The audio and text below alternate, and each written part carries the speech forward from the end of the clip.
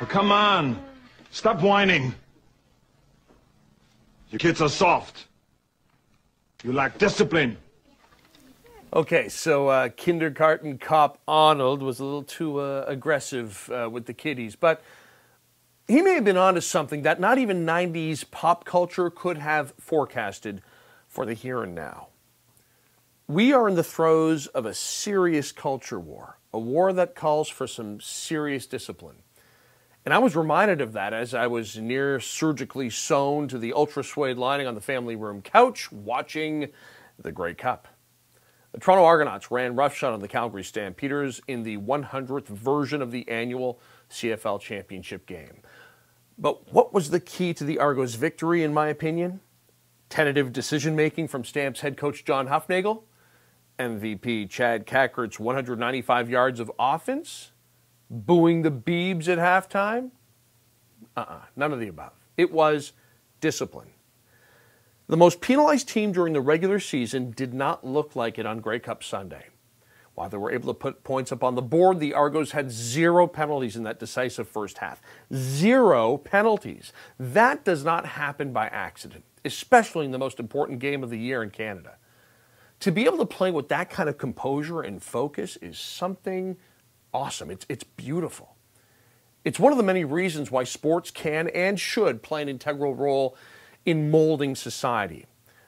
Not to the point of idolatry, that's sinful. But to the point where we can take what's happened on the playing field and apply it to our own lives, our own culture. Okay, so back to discipline. Those engaging in this culture war would benefit greatly to do a cursory X's and O's analysis, if you will, of the Argos' disciplined defensive approach in their win over the Stampeders. First off, it takes people of immense character to not only change a football game, but to shift cultural mindsets. Those imbued with such character know first and foremost that the game is never over until it's over.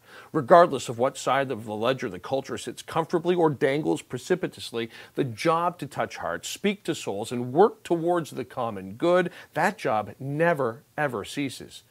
And that approach takes commitment. And it doesn't have to be a full-time job. It's a commitment of the soul. It's the kind of approach where one says, you know what, I'm going to bring this up at the water cooler today.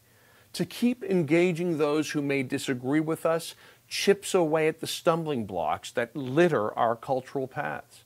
All right, so to hop back on that sports analogy, heck, look what the Argos did on defense on Grey Cup Sunday. Calgary turns the ball over 3 times in the first half. Toronto turned 2 of those mistakes into touchdowns.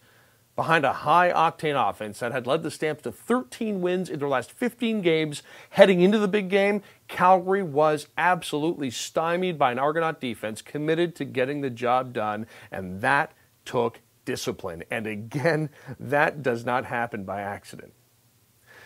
Long before Tony Robbins, before Matt Foley pulled himself from out of a van down by the river, there was Zig Ziglar.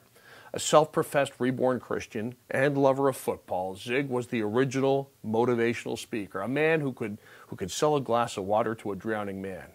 Wherever Zig would travel on various speaking engagements, he'd say this about discipline. It was character that got us out of bed, commitment that moved us into action, discipline that enabled us to follow through. Yes, Zig loved him some pigskin, but the godfather of football, Vince Lombardi, also had a magnificent quote on discipline. It's easy to have faith in yourself and have discipline when you're a winner, when you're number one. What you gotta have is faith and discipline when you're not a winner. Friends, our adversaries might say we're on the wrong side of history, that we're fighting a losing battle, that we're soft, we lack discipline. And they couldn't be further from the truth, because here's what we know. He's keeping score, and the final buzzer hasn't sounded.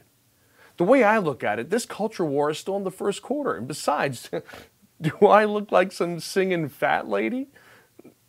Don't answer that.